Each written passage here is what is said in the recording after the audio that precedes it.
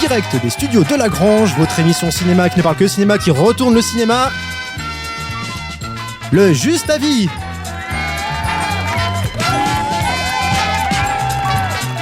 Présenté par Serge et Manu. Bonsoir, salut. Oh là là, on est en plein show télé, salut. Bonsoir à tous, bienvenue sur un nouvel épisode de La Grange. Salut Manu, comment ça va? Ciao Serge, ça va bien, ouais, ça fait plaisir d'être de retour. Mais grave, d'être de retour encore une fois, ça fait je sais pas la combienième, la 100e fois comme on dit, comme on est revenu depuis au moins un an peut-être bientôt. Ouais, c'est vrai qu'on a un peu un rythme, je crois qu'on va juste se dire qu'on en tourne quand on peut les tourner, quoi. Enfin, on les enregistre quand on peut les faire, parce qu'on va pas trop s'avancer sur le... Ouais, franchement, on va pas se mettre de pression, hein. Je pense qu'on va vraiment y aller en se disant quand on a le temps, on essaie de partager ça, mais c'est vrai qu'on aimerait aussi avoir une récurrence, parce qu'après, si l'émission plaît, si l'émission vous plaît, que vous êtes en droit de vous attendre à une récurrence aussi des épisodes, avoir une régularité dans les contenus et de les avoir, c'est clair, je comprends que ça vous ferait chier, on comprend que ça vous ferait chier en fait d'attendre à chaque fois 4 voire 6 mois de délai entre chaque épisode, voilà, surtout si on vous livre un petit épisode d'une heure. On va essayer de pas abuser trop non plus là, peut-être aussi, c'est toujours, c'était les vacances aussi. Alors c'était les vacances, c'est vrai que nous on est régulièrement pris par le boulot qu'on a de part et d'autre, donc c'est vrai que c'est un peu chiant quand même. Bon, non mais on va essayer de revenir à quelque chose d'un peu plus régulier, mais bon voilà, ne nous avançons pas trop. Donc au menu de ce nouvel épisode de La Grange, donc on garde toujours la même formule, on parle cinéma, on parle soit de thèmes liés au cinéma ou même de carrément un film qu'on aurait vu récemment. Et là, on va traiter d'un film, et c'est vrai qu'on n'aurait pas pu passer à côté de l'événement qu'il y a eu, qui était Oppenheimer. The world will remember this day. Our work here will ensure a peace mankind has never seen.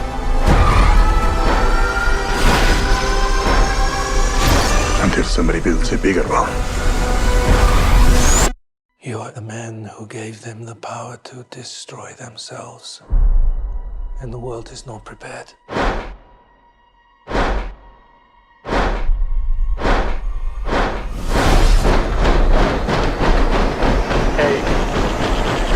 7, 6, 5, 4, 3. Truman needs to know what's next. 2, What's next? 1. Oppenheimer, nouveau film de Christopher Nolan. Purée, dis donc, depuis Tenet, je crois que c'était son dernier film.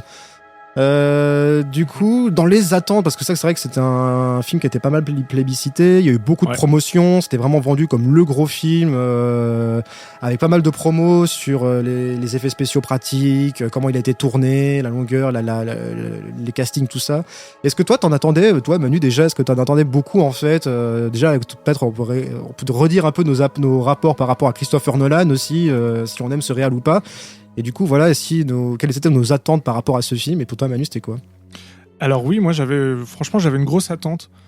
Je suis pas un fan de la première heure de Christopher Nolan, mais j'aime de plus en plus. Et alors, c'est vrai que Tenet, j'étais quand même pas fan, donc c'est quand même c'était juste celui d'avant, mais ouais, je trouve que c'est quand même dans le paysage aujourd'hui, c'est un réalisateur qui compte beaucoup à Hollywood, mais qui propose quelque chose à chaque fois un peu nouveau quand même techniquement, enfin nouveau ou simplement ambitieux, et ça fait plaisir parce que le gars s'intéresse à la mise en scène, s'intéresse à des choses un peu ouais, il a quand même un œil de cinéma, il aime le cinéma, et puis il aime non seulement le cinéma assez introspectif qui parle de pas mal d'histoires assez soit complexe, on sait qu'il a son goût en fait pour les scénarios labyrinthiques, il le fait pratiquement pour tous ses films, et puis même Oppenheimer, à mon sens je trouve qu'il ne déroge pas à la règle du côté labyrinthique du scénario, on y reviendra, mais c'est vrai que Nolan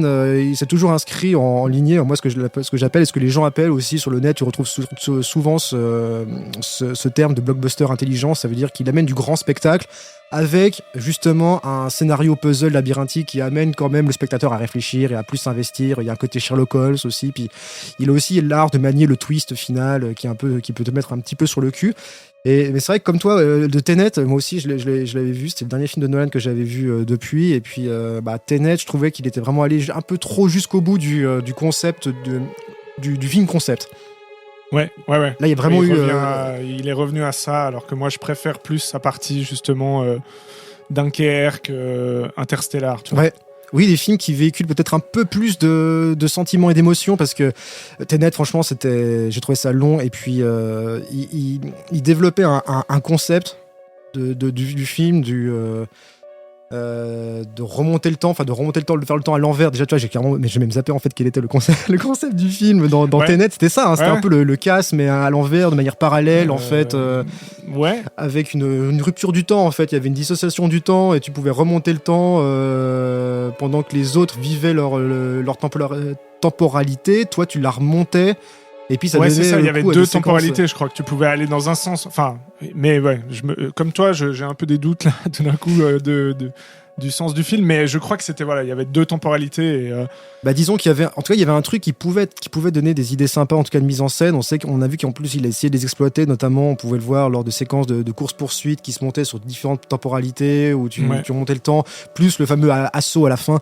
Mais je trouvais déjà qu'il très conceptuel. Il prenait pas les gens avec la main, donc par la main en plus pour t'expliquer le concept. Donc c'est là que et puis comme tu dis, il y avait. Alors c'est vrai que oui, il y a une partie des films de Nolan qui ont quand même Interstellar pour moi en tête une grosse part d'émotion. Oui. Mais c'est pas le cas pour tous. Et souvent, c'est quand même un peu un réalisateur qui peut être assez froid et justement conceptuel. Ah oui, avec Tenet, il l'a poussé jusqu'au bout. Il a voulu faire un Inception vraiment plus. Moi, j'aime moins. Vraiment, je suis pas fan d'Inception. Ouais, pareil. C'est vraiment comme tu dis, un cinéma froid, avec pas trop d'émotion. Là où Interstellar, je sais pas, je trouvais qu'au moins il s'attachait plus à ses personnages. On s'attachait plus aux personnages dans Interstellar que dans les autres films. Ou alors peut-être aussi The Prestige, où je trouvais que The Prestige, les personnages étaient assez intéressants, t'avais envie de les suivre. C'est vrai. Il y a quelque chose de moins, justement, moins conceptuel au niveau du scénario qui fait que il y a plus de vie dans le film, tu vois. Oui. Il y a moins justement d'idées, on va dire, parce que c'est ça en fait. C'est ce qui est cool avec Christopher Nolan, c'est qu'il a des idées et donc il essaie de les appliquer. Mais des fois, moi, je suis un peu plus en dehors, quoi. Quand c'est trop cérébral, on va dire. Trop cérébral, oui. Ça m'intéresse un peu moins. Mais voilà, pour en revenir à Dunkerque. C'est justement pas le cas pour moi de Dunkerque, qui n'est pas un film. Oppenheimer, tu veux dire pourquoi je parle de Dunkerque? Oui, parce que du coup, le côté historique peut-être joue aussi un peu là-dessus avec Dunkerque. C'est que là, Nolan revient sur un événement historique, donc ça. Presque une biographie du coup, un biopic du coup d'un personnage qui a réellement existé. Donc, il s'agit de Oppenheimer. Donc, l'inventeur.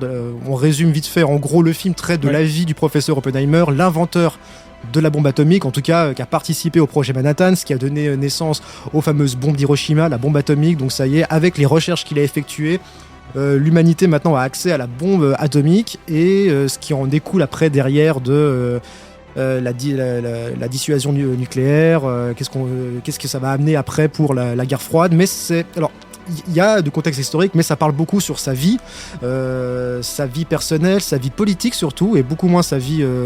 On parle de sa vie scientifique en tant que scientifique, mais pas mal de sa remise en question de politique. Et du coup, le film en fait mène une enquête en fait sur lui, quoi. Oui, il y a surtout deux parties aussi. Il y a une partie clairement avant la création de la bombe atomique. Et une partie après où on voit effectivement les nombreux problèmes qu'il a eu aussi parce qu'il a été accusé d'être un communiste. Et d'appartenir à des clans communistes. Et de vendre des informations communistes. Et donc ça, c'était vraiment la raison principale. Et le film vrille à ce moment-là un peu au milieu du film. Sur l'enquête, des audits, des entrevues, il passe devant des commissions, il y a pas mal de blabla. Et puis je trouve que cette partie rappelle beaucoup, un film que j'adore, JFK. Dans son traitement, dans le côté assez bureaucratique. En plus, c'est en noir et blanc. Enfin, il y a une partie couleur, une partie noir et blanc, du coup, un peu comme JFK. Oui. Je sais pas, j'ai pas vu, mais je pense que c'est une inspiration. Et puis, il y a vraiment ce truc d'enquête, effectivement, que moi j'aime beaucoup aussi. Mais je crois qu'il l'avait cité, hein, en plus. Ah ouais. Je crois JFK, hein, ok. dans les plausibles inspirations en fait, qu'il a eu pour traiter d'un Ah biopic, ouais, c'est- un gros biopic historique comme ça. Bah c'est ça, il y a plusieurs rapprochements, c'est vrai. Et on le voit, ouais. Le JFK, il est vraiment excellent. Donc je pense que c'est vrai, c'est peut-être une influence. Donc, Et, qu'est-ce que tu penses de la vie d'Oppenheimer contée par Christopher Nolan et son frère Ouais, je crois que Cohen, c'est écrit avec Jonathan Nolan, qui est Ouais. avec lui qui est avec lui au scénario. Donc mais en tout cas, Nolan l'a écrit aussi, hein, ce film. Donc, qu'est-ce Ouais. qu'on a pensé du coup? Eh ben écoute, moi j'ai beaucoup aimé parce que je retrouve quelque chose que voilà, je retrouve pas toujours, pas souvent au cinéma actuellement, qui est vraiment une ampleur et quelque chose un film qui raconte quelque chose, qui a un fond voilà, complètement réel et qui a un fond politique aussi. Et aussi bah, voilà, une ambition en termes de tout en fait, en termes peut-être moins narratifs, parce que ça raconte vraiment assez comment dire, c'est pas du tout à la Inception ou à d'autres films de Nolan qui essayent justement d'être assez labyrinthiques et très sur le scénario complexe, etc. Ah, je suis pas. Bon, Ah ouais on en reviendra, mais je suis pas d'accord. Je trouve justement qu'il y a un côté très puzzle et puis qu'il n'a pas pu s'empêcher de faire son petit twist de fin, de révélation. Mais enfin, vas-y, continue. Alors peut-être, mais en tout cas, moi je trouve moins que sur les autres. Peut-être un peu à la manière de Dunkerque, effectivement aussi, mais et puis tout ça pour dire que oui, bah voilà, cette ampleur-là, on la ressent, et bah, l'ambition de quelqu'un qui essaie de faire, voilà, qui essaie de faire un film à la hauteur du sujet, donc avec une intensité et qui se traduit par effectivement, voilà aussi sa manière de mettre en scène. Et puis il a beaucoup parlé que comme quoi il n'y avait aucun effet spéciaux numérique là-dedans. Enfin aucun CGI, donc c'est vrai que c'est assez impressionnant, intéressant. Alors peut-être qu'il y a eu un peu surcoté cette théories, promo quand enfin, même. pas certaines théories, mais il y a effectivement peut-être qu'il y a ce qui. Moi, j'ai entendu dire qu'en fait, il y avait quand même quelques retouches, mais il n'y a aucun plan qui est composé à 100% de CGI. Or, Oui. dans tous les films aujourd'hui, il y en a des milliers de plans de CGI. Oui. Non, mais je voulais complets. dire juste surévalué par rapport au résultat final de comment tu ressens le film. Est-ce que vraiment il fallait insister là-dessus dans la promotion même vraiment d'insister alors que je peux comprendre Bah, la je démarche trouve que quand il y légitime a, de se dire quand on se bouffe des CGI en plus. Quand il cite ça, il cite pas mal aussi de mauvais exemples, de mauvais CGI dans les films qui viennent vraiment polluer en fait le cinéma. Donc je peux comprendre qu'il a envie de combattre ça en disant non, on n'oublie pas qu'il y a des choses artisanales qu'on peut le faire sans mettre une bouille numérique. C'est ça, sans dire que tous les effets. Enfin, tu vois, c'est pas une critique envers les effets spéciaux en général. Enfin, moi, je prends pas ça comme ça. Je prends plus le truc comme. Bah, j'essaie de faire un film qui respecte. Enfin, je sais pas, qui est. Ouais, il y a aussi un peu de l'invention, quoi, du respect pour un sujet comme ça, pour un scientifique, un créateur et tout. Bah, du coup, tu te mets un peu à la hauteur de ça. Et puis, comme c'était à l'époque, bah, tu vas peut-être moins mettre des effets spéciaux numériques, donc moi je trouve qu'ils te mettent, alors à quelques exceptions près, parce qu'il y a des espèces de visions qu'il a assez souvent au début, beaucoup quand on voit un peu les atomes, les trucs, tu sais, ça je trouve que c'est un peu à la Nolan, un peu ouais, c'est ça, très un abstrait, un peu théorique et un peu abusé. Mais on voit que c'est du physique, tu vois. Bon, bref, ça c'est un peu des détails. Mais par contre, c'est, je sais plus comment elle s'appelle, la première explosion, donc le test. Le test dans le désert. J'ai un blanc là. De la première, oui, du premier essai. Le premier essai nucléaire ouais. de la bombe atomique, qui est effectivement pas fait, enfin qui est fait avec aucun effet, aucun CGI, donc aucune image générée par ordinateur, qui est quand même, moi je trouve hyper cool de savoir que ça a été fait réellement. Après, c'est peut-être pour les puristes, c'est vrai. Oui. C'est peut-être un détail. Trinity. Ah voilà, le projet Trinity. Le projet Trinity. C'est peut-être un détail, mais je trouve que ça a pour moi en tout cas, ça a eu son importance quand même de me dire simplement comment il a fait, et puis visuellement, on voit qu'il y a quelque chose à l'ancienne presque, tu vois, une vraie explosion. Oui, il y a un truc. Donc voilà, toi, ça t'a un peu énervé cette. C'est pas que ça m'a énervé cette promo, c'est juste que est-ce que vraiment on doit en arriver là en fait à ce genre de promo pour relégitimer le bon cinéma en fait. Les mecs, c'est juste, ouais, ça m'énerve un peu d'un côté parce que les mecs ils sont là, vous avez vu, il en a pas fait des tonnes non plus, je trouve. Enfin, il a pas parlé que de ça. Vous avez vu, on a fait que des effets spéciaux pratiques, alors qu'en fait déjà il y a très peu d'effets spéciaux visibles. Enfin, c'est pas un film à si grand spectacle que ça, étonnamment, hein, franchement, pour un film. Oui, c'est assez intimiste. C'est assez intimiste. Pourtant, c'est le truc qui a été vendu. Le film a été vendu comme quand même. C'est un biopic, mais un biopic à grand spectacle. Allez le voir en IMAX. Donc franchement, allez le voir en IMAX pour profiter du son et de l'image. Alors, à part des grands badaboum avec des basses fréquences et puis la musique derrière qui vient encore ponctuer ça, oui, alors effectivement, tu vas avoir en IMAX pour prendre ça, mais après, visuellement, c'est bon, quoi. Je pense que c'est... Mais en fait, on devrait commencer... T'as aimé le film, toi, ou pas ? Alors, oui et non. Je pense que ça va justement avec ces deux parties qu'on a évoquées, en fait. Je trouve qu'il y a une partie... tout le film m'a pris jusqu'à l'essai du projet Trinity, et je trouve que le film... il va vite, mais dans le bon sens. Je trouve qu'on est vraiment emporté avec le personnage. Même ces premières séquences, là tu disais, ces séquences de rêverie, de délire sur les atomes, très abstraits, mais je trouve que ça, y a une ça part direct avec ça. Bon, déjà, le premier plan, il regarde la pluie qui tombe, où tu comprends tout de suite qu'il pense déjà aux répercussions. Enfin, tu vois, quand t'as les gouttes qui tombent, ça fait des flaques, et puis les ondes qui se propagent, et tu comprends tout de suite que c'est les bombes nucléaires. D'ailleurs, le plan qui reprend à la fin du film. Et après, il a ces délires où la musique, elle part, et puis je trouvais qu'il te prend d'entrée de jeu. Ah ouais, d'accord, on va en prendre plein la gueule. Et je trouve que ça marchait superbement bien, surtout on évoquait tout de suite les délires scientifiques du mec, l'excentricité du personnage, tu vois, dès sa jeunesse, tu vois, tu sens qu'il était un peu différent. Et moi, j'adore ces histoires de personnages un petit peu en marge des autres. Ça marche très bien avec les artistes, mais ça marche très bien aussi avec les scientifiques. Et c'est ça qui fait justement, ça c'est les génies, tu vois. C'est souvent des connards, c'est souvent des mecs qui prennent les gens pour de haut, ils sont excentriques et tout ça, mais ils ont le génie, tu vois. Et ça, je trouve qu'il a bien été amené dans tout le film jusqu'à l'essai de la bombe. T'es transporté avec ça. Après, les effets spéciaux, moi, je me suis pas du tout attaché sur les effets spéciaux. Moi, c'est plus la dimension de mise en scène qui est vraiment là. Et là, je te rejoins sur le fait que dans un paysage de cinéma comme on le vit en ce moment, où putain, on se tape quand même pas mal de merde, et puis t'as l'impression que les gens ont perdu toute notion de savoir comment on fait un film, mais de base, même pas un film compliqué, mais comment on fait un base. J'ai l'impression que la plupart des réalisateurs et des productions, des boîtes de production, ont perdu les outils ou le manuel de base de comment on fait un film, quel que soit le genre. Et d'aller voir un film comme Nolan, bah oui, c'est la promesse, c'est vrai, c'est la promesse que quand tu vas, quel que soit son sujet, le mec, il va savoir te caler les plans, il va savoir exploiter le décor, il va savoir gérer la lumière, et ça, je trouve que ça marche très bien, autant dans les noirs et blancs que dans la lumière en couleur. Les plans, quand ils se baladent dans le désert, tu prends ton ampleur, c'est clair que quand tu le vois arpenter le désert pour repérer le prochain site, du coup, où ils vont construire ce camp pour faire les essais, t'as la caméra qui s'envole, et puis tu vois ça en IMAX, c'est clair, t'as des beaux plans comme ça.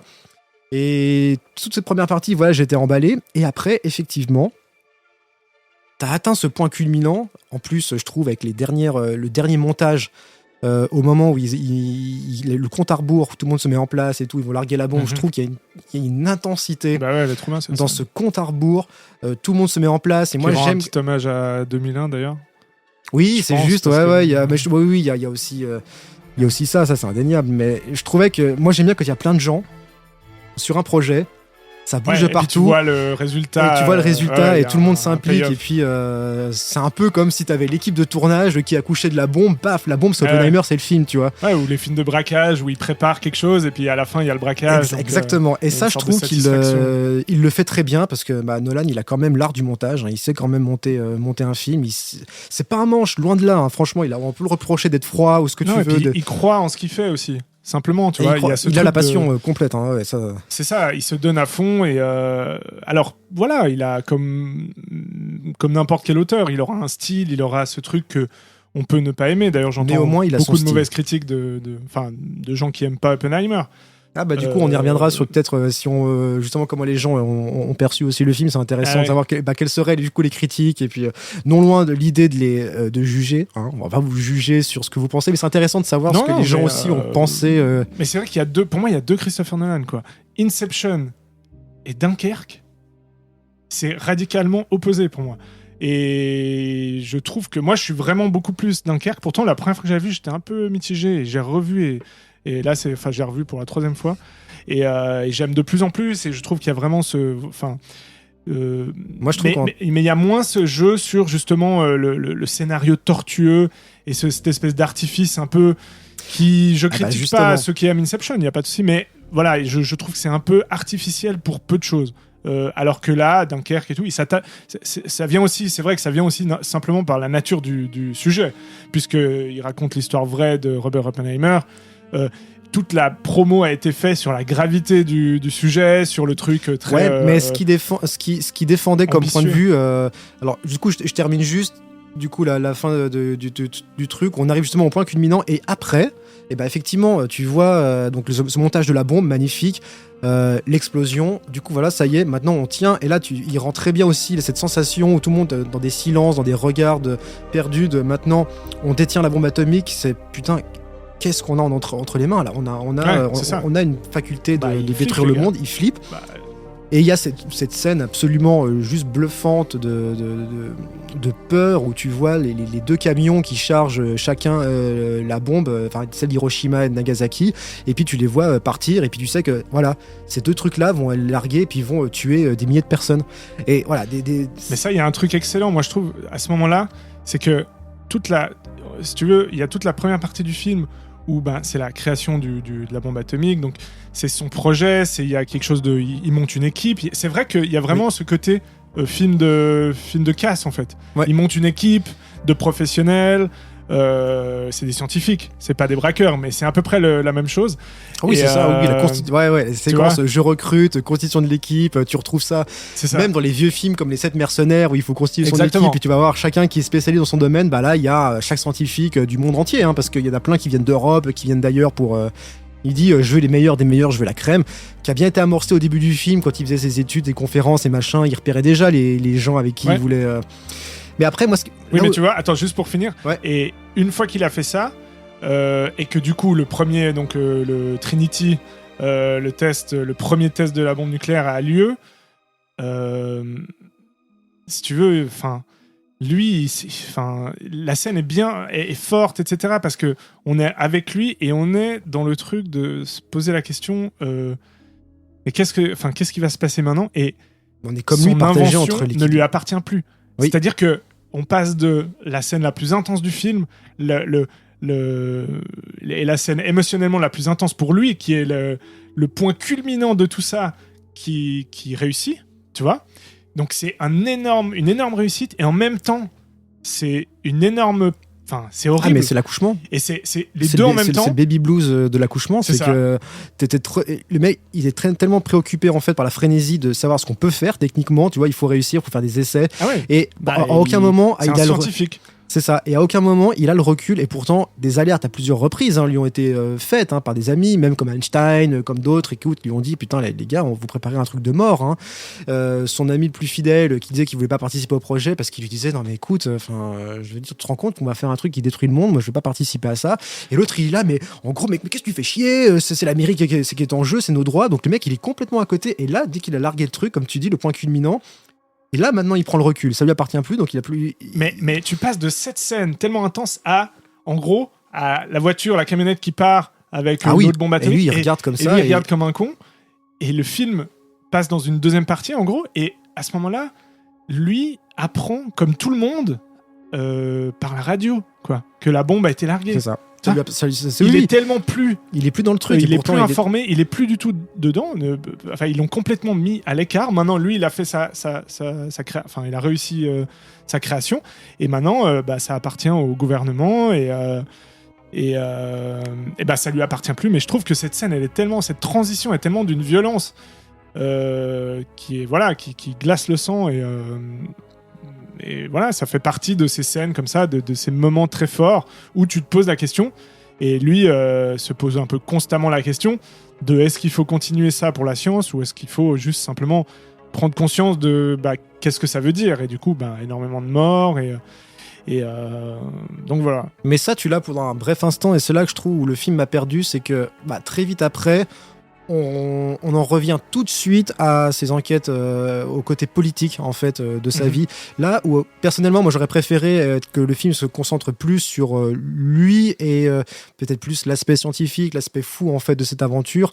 Et là, j'ai trouvé que le film a peut-être essayé d'en faire un petit peu trop, et c'est pour ça que je l'ai trouvé trop long. Et je pense que c'est pour ça que la plupart des gens aussi, une des critiques, c'était que le film est quand même long.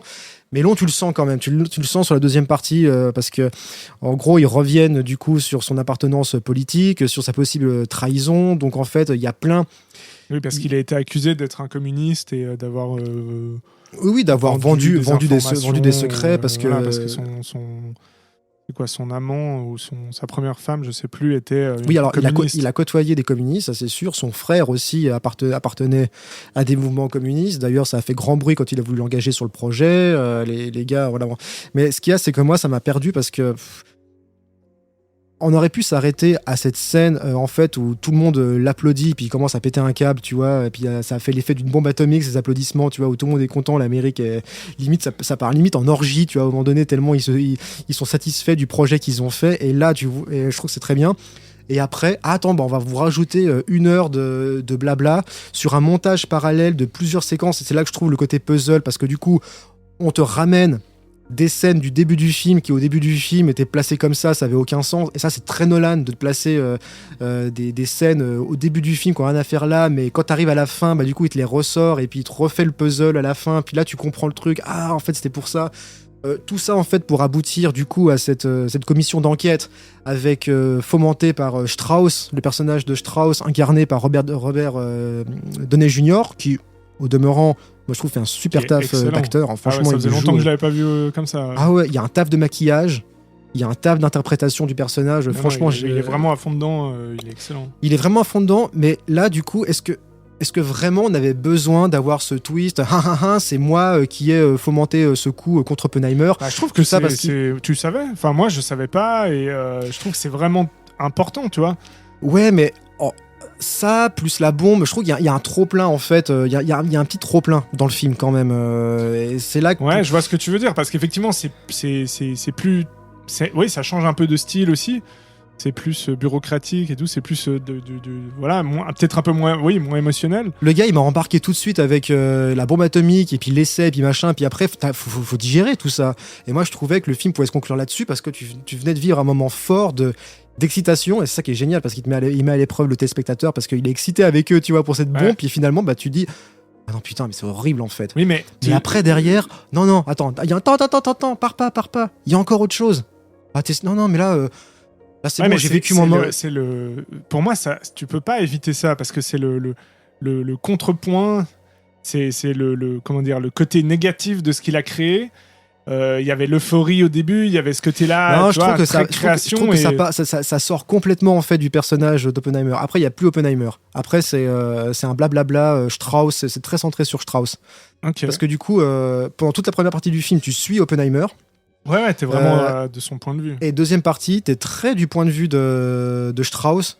J'ai fait ce coup, le mec il s'est foutu de ma gueule lors d'une conférence, je sais plus quand, et du coup je vais le faire payer. Et là, t'es dans un autre film, je trouve. Oui, c'est une autre partie, clairement, presque comme un autre film. Et du coup, c'est là que ça tirait un peu en longueur, et je pense qu'à mon avis, Nolan, enfin personnellement, je pense que Nolan aurait dû faire un choix au niveau de l'angle de ce à quoi il voulait s'attaquer. L'homme, politique, scientifique, contexte politique de l'époque aussi. Enfin, ça fait quand même beaucoup de choses. C'est vrai que c'est un gros morceau. Ça brasse beaucoup. Bah oui, mais tu m'étonnes. Mais là où tu vois, on comparait à JFK, énorme gros film, ça dure aussi 3 heures. Il y a c'est énormément de blabla. D'ailleurs, c'est que ça. Il y a de la mise en scène, mais ça parle beaucoup. Il y a une longue séquence de procès à la fin, mais justement ça c'est le point culminant que tout le monde attendait, tu vois. C'est comme si après la scène du procès de JFK, on te rajoutait 30 ou 40 minutes de film sur l'après, tu vois, comment on t'a essayé de te baiser, je sais pas quoi, sur les trucs, tu vois, ça fait un anti-climax en fait, je sais pas. Oui, mais franchement ça me dérange pas parce que déjà s'il y avait pas, je trouve que ça manquerait. Parce que le film serait pas complet. C'est tellement important de raconter aussi les déboires qu'il a eu après par la suite, les trahisons, les petits coups bas par jalousie qu'on fait alors qu'on parle de choses qui nous dépassent complètement. Et puis il y a ce truc très humain en fait. Enfin, Oui, en fait, j'ai l'impression que en disant ça, la deuxième partie est vraiment l'inverse de la première, tu vois. Tout ce qui avait de l'importance au début n'en a plus, et on parle de... Voilà, c'est beaucoup plus... typiquement, le personnage de Robert Downey Jr., il est détestable, et donc, on en revient à des petites choses, et moi, je trouve que j'aime bien aussi de pas être tout le temps sur l'intensité 10, tu vois. J'aime bien revenir à quelque chose de plus normal et de plus contextuel, parce que on a eu suffisamment de avant, tu vois. Il y a eu l'euphorie d'avant, et après tu passes à la réalité qui est moins belle. Mais tu trouves pas que le fait qu'il a amorcé déjà cette rivalité Strauss-Oppenheimer au début, parce qu'on voit dès le début du film, ils se rencontrent, hein, c'est même tout le début, ça commence par là. Mais malheureusement, c'est tout de suite très vite passé à l'as pour se concentrer sur Matt Damon et le personnage de Matt Damon, donc ce général qui demande à Oppenheimer il nous faut une bombe, machin. D'ailleurs, Matt Damon qui est juste alors les acteurs sont exceptionnels, hein. On peut parler tous, des acteurs effectivement.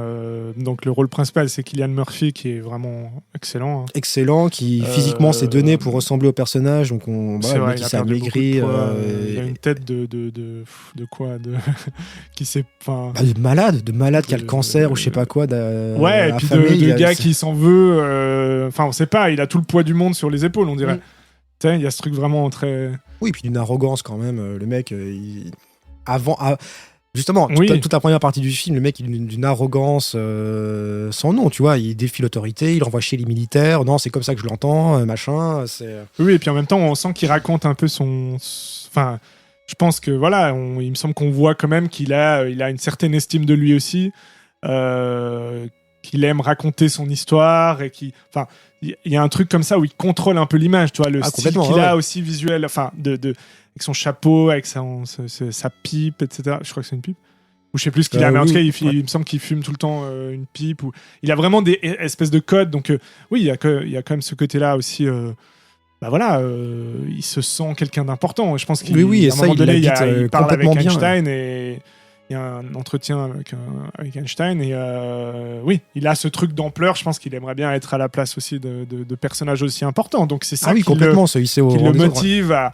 Enfin voilà, c'est tout ça en fait qui mais c'est aussi simplement l'envie d'être célèbre dans un sens. Je pense qu'il y a aussi cette envie-là. Oui, la reconnaissance, la renommée scientifique, et puis la renommée auprès de tous.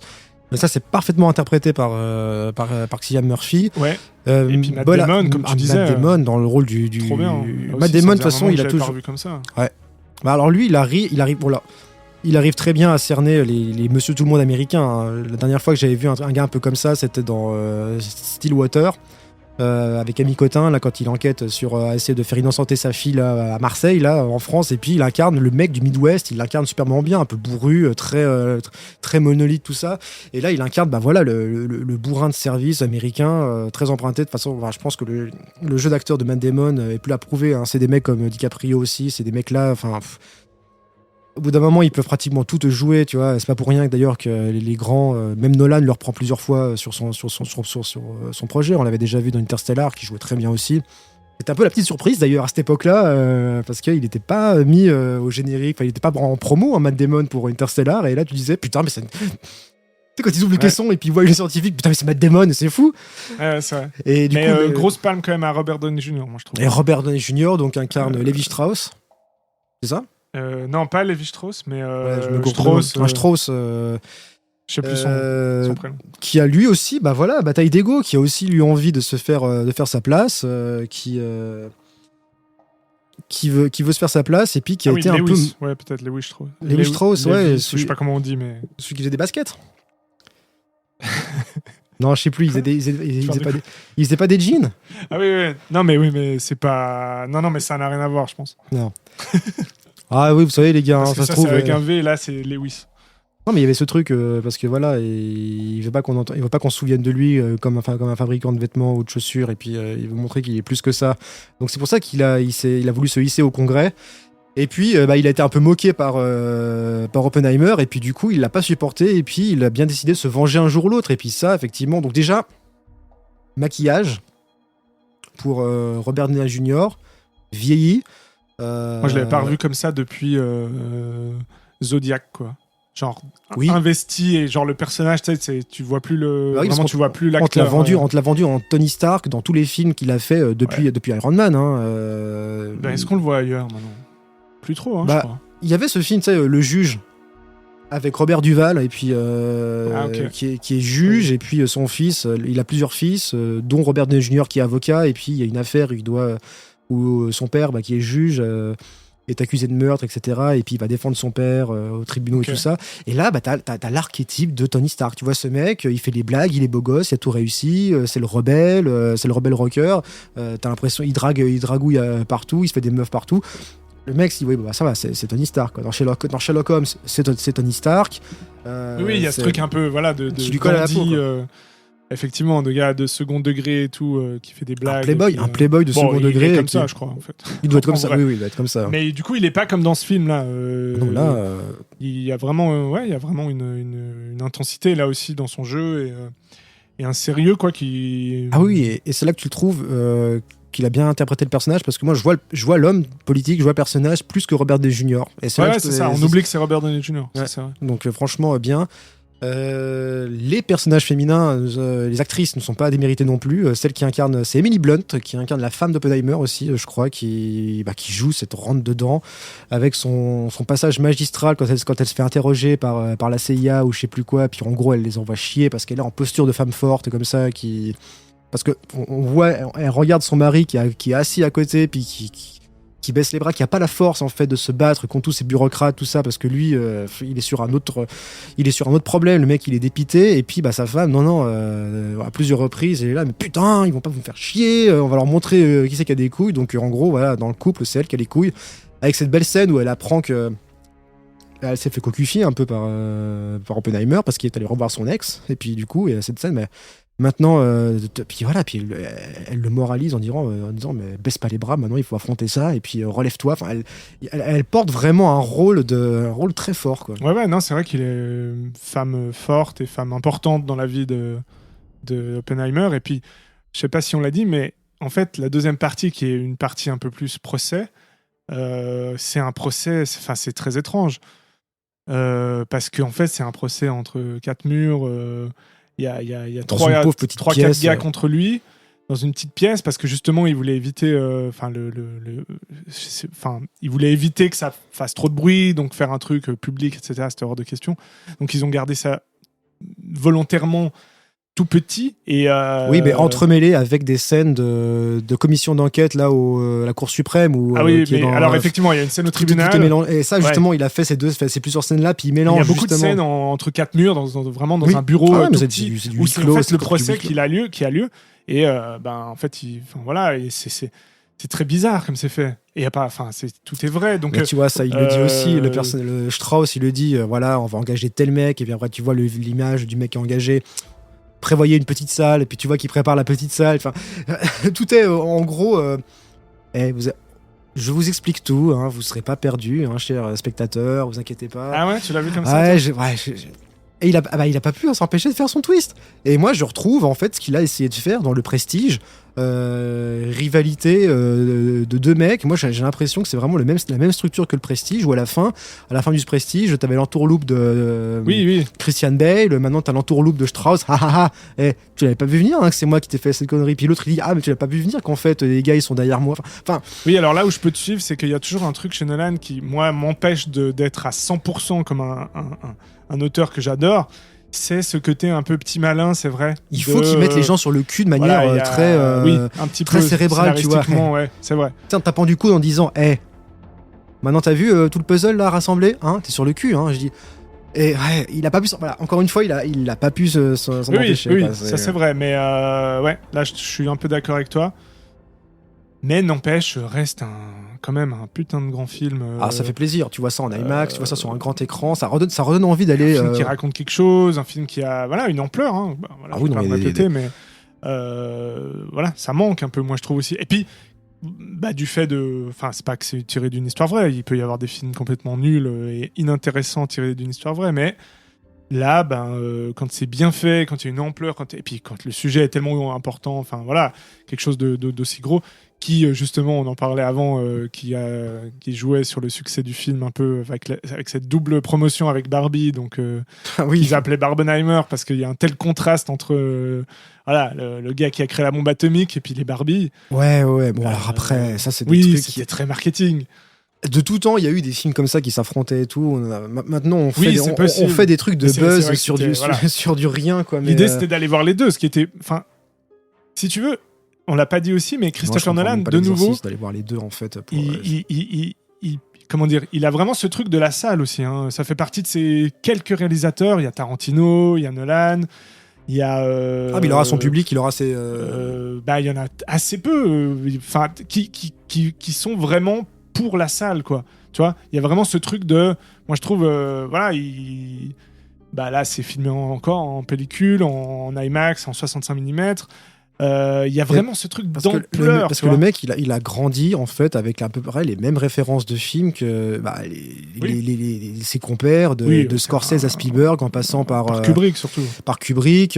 Tous ces gens-là, les Nolan, les Spielberg, les Scorsese, tous ces grands-là, ces mavericks du cinéma, ont grandi avec les mêmes références. Quand tu vois Nolan, on dit que Nolan, il fait un cinéma malin et tout. Oui et non, il fait avant tout un cinéma quand même de spectacle. On sent que ce mec, il a grandi avec les blockbusters, les classiques de l'époque, que ce soit des grands blockbusters à la John Ford des années 50 ou 60, comme les films de Kubrick, qui sont des films, c'est quand même... comme tu dis, il a l'art du spectacle et de la mise en image avant tout, quoi. Puis, c'est ça. Puis je crois qu'il voulait faire un James Bond aussi. C'est dans quoi, dans Inception, où il y a cette scène de ça ski, fait dans la neige là. Oui, de prendre d'assaut la forteresse. Ça fait très James Bond. Et de toute façon, voilà, il y a un côté, c'est vrai. C'est entre James Bond et Kubrick, quoi.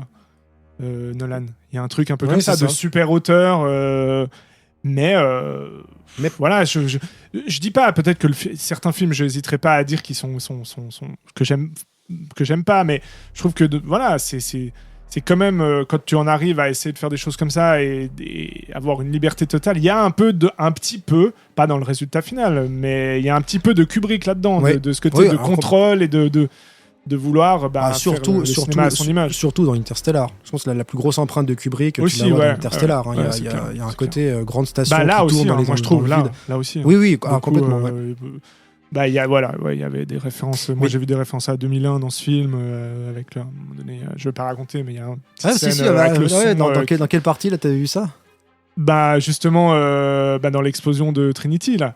Si tu veux, il joue le silence, comme dans 2001 où le gars se réincorpore dans le vaisseau et il y a une sorte d'explosion où on s'attend à ce qu'il y ait un choc et puis en fait on se rend compte qu'il n'y a pas de son. Et le son vient après. Parce qu'il y a la dépressurisation dans 2001, et puis là, le son vient après parce que il y a un effet de choc dans l'explosion, donc il y a le son vient pas en même temps, donc il y a un décalage entre le son et l'image qui est très...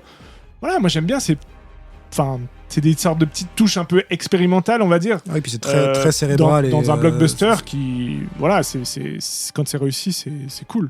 Ça rajoute quelque chose, moi je trouve. Qu'est-ce que t'as pensé de la musique ?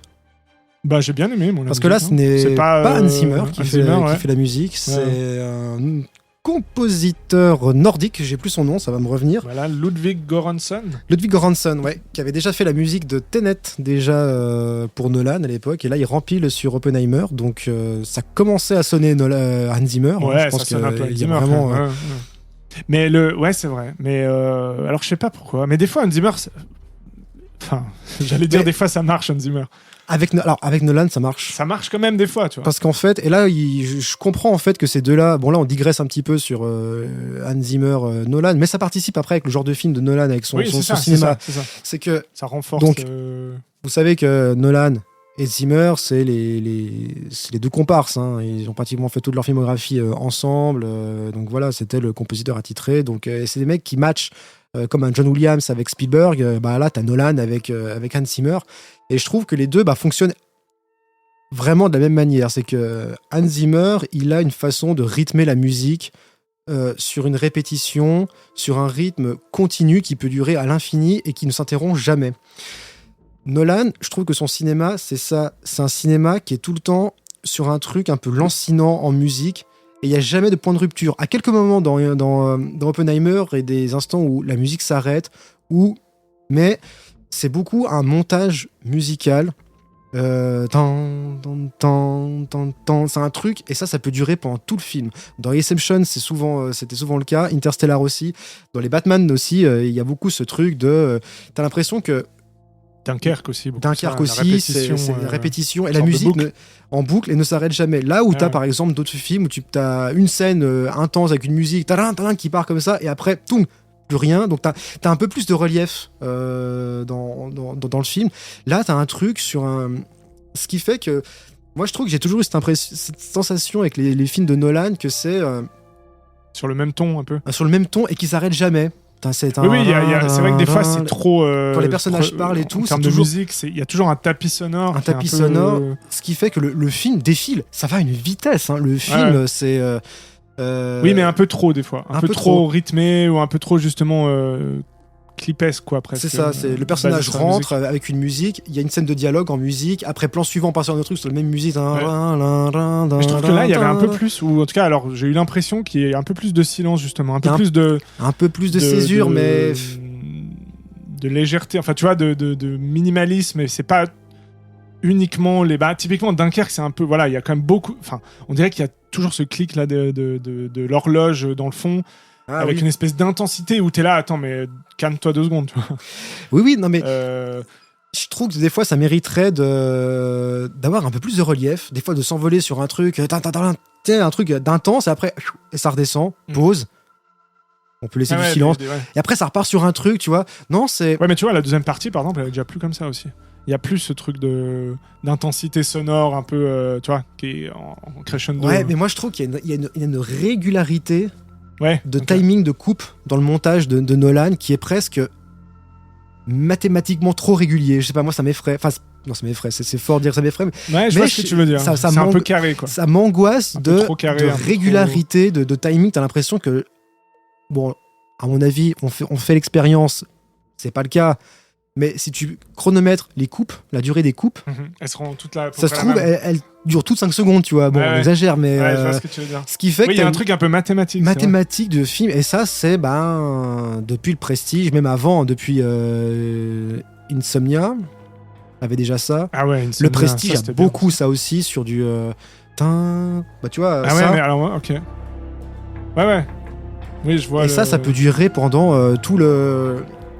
Mais ça participe complètement avec le cinéma. C'est pour ça que. Là, je trouve qu'il y a ce truc de. Oui, bon, alors c'est vrai que ça appuie le fait que c'est dramatique. Et des fois, voilà, encore une fois, il y a des trucs qu'ils l'ont fait un peu trop, moi, je trouve. Il est des fois un peu trop malin. Il en fait un peu trop. Il a pas. Voilà, je suis pas à 100% non plus. Je vois des petits défauts, des fois, des trucs qui me sortent en me disant, bon, ben, ça me plaît un peu moins. Mais. Ouais, mais ça dépend le degré, peut-être. Et du coup. Des fois, il le fait pas tant que ça, tu vois. Enfin, il se calme un peu sur ce truc-là. Et puis, il y a des films qui le font et qui pourtant sont bien. Dunkerque, c'est vraiment très mathématique, moi, je trouve. Ouais, moi, je trouve trop régulier. Trop, effectivement, il a ce truc. Oui, ça manque de. Je vois tout à fait ce que tu veux dire. C'est vrai que c'est ça qui me dérangeait au début. Et puis après, je me suis dit, mais en fait, non, mais ça participe au. Tu vois, il y a vraiment ce truc de contre la montre dans ce film, mais. Voilà, c'est un peu appuyé aussi, donc... Si on pouvait vous donner un exemple d'un réalisateur qui serait à l'opposé de ça, tu peux avoir... même un Spielberg, si on veut reprendre un peu le blockbuster. Oui, on voit pas les ficelles. On voit pas les fils. Ouais, ou alors t'as pas. Pourtant, il y a des notes. John Williams, quand il fait sa musique, il y a beaucoup de notes, ces machins. Mais t'as toujours rien à voir. T'as toujours du relief. Ça s'arrête brutalement, puis ça repart. Puis hop, t'es pris par un contre-coup. En fait, ce qui fait que t'es sans arrêt. T'es dans un truc où c'est un peu. Mais ça, c'est la musique, c'est un peu dynamique. Que tu critiques plus que le montage. Le montage aussi. Oui, il y a beaucoup plus des fois des. Et ça, tu peux prendre du Indiana Jones, comme tu peux prendre du Munich. Oui, ou comme bien sûr, c'est peut-être plus varié. Et c'est pour ça contrasté. Et c'est pour ça que j'étais toujours intéressé, je serais toujours curieux de savoir ce qu'aurait donné le Interstellar par Spielberg, parce qu'à la base c'était Spielberg qui devait le faire. Et du coup, ouais, j'aurais été assez intéressé de c'est voir. marrant, je savais pas ça. Ouais, c'était Ah ouais c'était Spielberg qui devait le réaliser. Ok. D'où le truc vraiment très aussi beaucoup plus émotionnel. En tout cas, quand c'était sorti Interstellar, c'était le film le plus émotionnel de Nolan. Complètement, mais je pense que Spielberg aurait fait aussi un truc comme ça, beaucoup sur les mots. Non, mais le côté émotionnel, puis sa peur du temps dans Interstellar, je trouve qu'il la véhicule très bien. Et je trouve ça très, très beau et triste aussi, ça marche bien. Hein. Donc voilà, il y a ce truc, mais même il y a d'autres réalisateurs qui sont sur un autre truc. Mais là, voilà, il y a une trop régulier, trop propre. Mais en même temps, quand tu vois le paysage actuel du cinéma, ça fait plaisir de voir un mec qui croit au cinéma, qui prend pas le spectateur pour un con, qui savent que les gens ils vont voir un truc sur grand écran avec le son, le système, tout ça, qui a pas oublié que aller au cinéma, c'est aussi voir un spectacle sur grand écran, ce qui en fait encore ses caractéristiques. Bon, un spectacle après, oui, mais les Marvel, c'est du spectacle aussi. Non, c'est de la connivence de fans qui vont aller repérer le moindre, non, mais je veux dire, c'est fait petit comme des easter non, mais eggs. c'est Oui, du roller coaster, parce que plus ou moins, je sais plus quel est le budget de ce film, mais c'est certainement assez proche d'un Marvel, tu vois. Non, mais je voulais dire oui, complètement. Non, mais je veux dire peut-être un spectacle qui inclut une implication émotionnelle du spectateur, là où, enfin. Ah oui, ça c'est clair. Non, t'as des témoignages de mecs. Là, j'ai un pote, on a un pote commun qui est allé au cinéma, qui avait raconté en allant voir, je sais pas, Spider-Man No Way Home ou je sais quel film. Les gens qui sont dans ces salles-là font carrément autre chose. Ils sont sur leur téléphone, leurs réseaux sociaux, ils se battent les couilles. Ils veulent juste voir leur scène qu'ils ont vue déjà précédemment sur Twitter ou sur une bande-annonce. Enfin, il y a plus d'implication. Enfin, j'ai l'impression que les gens vont plus voir les non, mais il y a pas la. Moi, je trouve qu'il y a plus le. Ah, ça c'est certain. Enfin. Mais c'est vrai que comme Nolan, il croit encore. Avant, oui, lui, il est un peu à l'ancienne. Mais moi, c'est ça que j'aime bien. Moi, ma période préférée dans le cinéma, c'est les années 70, parce que c'était là où on allait voir des films qui nous racontent. En fait, on cherchait des réponses à notre vie et à ce qu'on ressent, ce qu'on vit, etc. dans le cinéma, tu vois. C'est marrant parce que c'était pourtant une période creuse. Hein. Les années 70 ? Ouais. Avec le nouvel Hollywood, etc. Ouais, mais justement, ah oui, mais il y avait beaucoup de doutes. Les gens n'allaient plus au cinéma, quoi. Bah, peut-être, mais en tout cas, quand ils y allaient, le cinéma était important, tu vois. Il y avait un truc où ça devait non seulement raconter. Enfin, c'était moins raconter l'histoire que raconter le monde, un peu. Il y avait ce truc de, tu vois, on en sort après un film bon, y a avec quelque chose aussi. En plus. Non, évidemment. Il y a le contexte. Mais pour dire que lui, je dis pas qu'il est comme ça, mais en fait, l'époque est tellement plus la même du tout non plus, hein, ça c'est clair. Mais en face de lui, il y a effectivement, il y a Marvel, il y a des choses comme ça qui font des blockbusters qui est à peu près le même budget. Donc, moi, je pense qu'il est plus simple. Il est plus simple que ça, Nolan, dans ce qu'il recherche à faire comme cinéma. Je pense que ce qu'il recherche à faire comme cinéma, il s'apparente plus à du cinéma plus des années 80. Là où le cinéma des années 70 était plutôt soit contestataire ou assez basé sur des thrillers d'espionnage où tu comprenais que les gens avaient plus foi en l'Amérique et puis du coup tu le voyais dans des mais les années 80 c'est au contraire le succès, le période Reagan, je trouve que Nolan est au niveau spectacle et tout optimiste. Ouais, mais je trouve qu'il est un peu plus comme ça. Ah ouais. Alors, moi, je le catégorise. Regarde Insomnia, regarde, enfin tous les films en fait, mais même pour regarder les plus petits, tu sais, Insomnia, des films comme ça, même Le Prestige. Enfin. Oui, mais il a des tropes de blockbuster d'après années 70. Il a un truc, même tu vois dans les Batman. Je dis pas qu'il défend pas des choses, qu'il remet pas en question son contexte, son côté. Ah non, je trouve pas. Ah ouais, ok. Pas tant que ça. Okay. Ah ouais, tu trouves, peut-être qu'il a un cinéma pessimiste au même titre que ça a pu être un peu dans le cinéma du nouvel Hollywood. Lui est pessimiste. Donc je trouve que son cinéma est... Voilà, il est pas optimiste. C'est pour ça aussi que je le rapprocherais plus de ce cinéma-là, tu vois, d'un cinéma qui veut... Mais politique, non, par contre. Je dirais pas politique. Là. C'est marrant parce que peut-être à part alors Oppenheimer, où tu sens le côté très positif. D'ailleurs, c'est assez étonnant. Positif. Non, pessimiste. Ah. J'ai dit positif. Ouais. Ouais. Alors du coup, son côté, du coup très très pessimiste. Ah oui, non, c'est positif. Mais moi, je suis comme Cameron. Barbie en fait. Moi, je suis comme Ah putain, c'est ça. Tu t'es trompé. Ah, je me disais putain, elle porte pas le chapeau. Pourquoi ? Enfin, c'est pas le même chapeau. Ah putain, je me suis fait avoir. Mais c'est parce que c'est en noir et blanc en fait. Si c'était en couleur, ce serait rose. Ah oui, c'est ça. Mais moi, si c'est en noir et blanc, je vais pas le voir le film. Tu vois. Non, mais ce qu'il y a, c'est qu'est-ce que je voulais dire. James Cameron. Comment t'es arrivé à James Cameron ? Ah non, parce que juste James Cameron, moi je suis comme James Cameron, j'aimerais faire péter une bombe nucléaire. Non mais rien à voir. Non, c'était dans ce côté positif. Je trouve que les personnages ou les histoires qu'ils défendaient dans Interstellar, dans Inception, c'était toujours des personnages positifs qui arrivaient toujours à un but positif. Alors le contexte peut être dark, hein, tu vois, Interstellar, c'est l'humanité qui est en crise, mais il est hyper optimiste le film, hein. Quand même sur un espoir, on retrouve une planète, il finit quand même. Interstellar, ouais, peut-être un peu plus. Ouais. Inception, pareil, c'est que bon, Inception, encore une fois, il veut laisser ce fameux plan du doute à la fin, voilà, pour t'embrouiller et puis mais ça part quand même. Je trouve pas que ce soit si pessimiste que ça, même s'il remet toujours en question des trucs contextuels, tu vois, des trucs d'un peu d'attentat post-11 septembre qu'il a mis dans ses Batman, comme Exactement, Batman, c'est un bon exemple, c'est pas... Ouais, mais je trouve qu'il défend... oui, mais c'est con, parce que tu vois, en tant que pessimiste, il a pris quand même un personnage qu'il essaie de placer comme un symbole d'espoir, en fait. Et puis je trouve qu'il l'a jamais détérioré dans sa trilogie. Il est peut-être pas non plus dépressif, hein, mais... Ouais, mais tu vois, mais tu vois, c'est là où... je mettrais plus du côté, voilà, plus du côté sombre de l'humanité. Enfin... Ouais, là j'exagère un peu, mais voilà, tu vois ce que je veux dire. Plus lumineux aux côtés Moi je trouve plus aux côtés d'Indiana Jones qu'un truc 3 jours du Condor des années 70, hein, tu vois. Ouais. En plus, moi je trouve on parle d'Oppenheimer. S'il y a bien un film qui fait très complot et 3 jours du Condor et tous ces films des années 70, ou JFK ou JFK, c'est celui-là, tu vois. Mais le style est différent, tu vois. Un JFK réalisé dans les années 90, je crois qu'il a été fait dans les années 90 par Oliver Stone. Bon, on connaît bien le mec contestataire et puis qui est à fond sur le complot, qui dénonce même pas mal l'Amérique avec ce qu'il a fait dans son cinéma. Mais qu'est-ce que ça aurait donné des films comme ça réalisés dans les années 70, tu vois? Je pense pas que ça aurait la même approche. Enfin, moi, je pense que c'est un mec plus dans le cinéma plus moderne qu'on connaît là, ou alors les films qu'il a appréciés avant. À mon avis, ce mec. Je pense que c'est surtout un. Enfin, pardon, je te coupe, vas-y. Alors. Là, je sais pas, on pourrait toucher à est-ce qu'on se questionnerait sur gamin ou ado. Ça serait intéressant. Et ça, je pense que si on arrivait à interviewer Nolan, moi, je lui poserais la question, gamin ou ado. Mais ça, je pense qu'on peut retrouver. On peut très facilement retrouver dans les multiples interviews ou biographies sur Christopher Nolan quel genre de film ou de cinéma il regardait. Oui, mais non, mais il est déjà, c'est un grand fan de Kubrick, rien que ça déjà. Bah voilà, mais Kubrick, c'est de la mise en scène et du spectacle. Oui, non, mais bien sûr. Le mec, il va te citer. Putain, moi, mon truc, c'était, à mon avis, il était plus porté par 2001. Est-ce que ça a imprégné au niveau de l'image, du son, de ce mélange-là qui fait que cet art est du cinéma, plus que peut-être un film plus introspectif ou plus...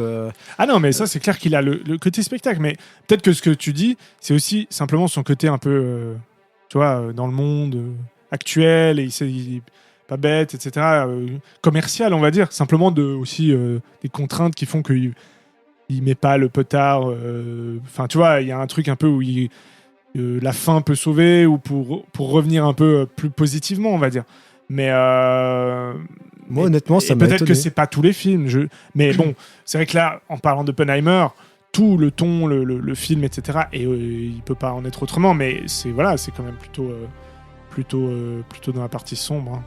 Et du coup, en gros, pour les gens qui seraient non connaisseurs ou non fans de Nolan, est-ce qu'on pourrait recommander du coup d'aller voir Oppenheimer s'ils l'ont déjà... Pour ceux qui aiment pas Nolan? Non, pas, ou même qui ne suivent pas en fait, qui vont en bons spectateurs, juste se dire tiens voilà, je vais voir un biopic sur Oppenheimer, tu vois, parce que... oui, c'est ça, parce que c'est un biopic. Donc c'est un biopic, les gens avant de voir un film de Nolan... aussi.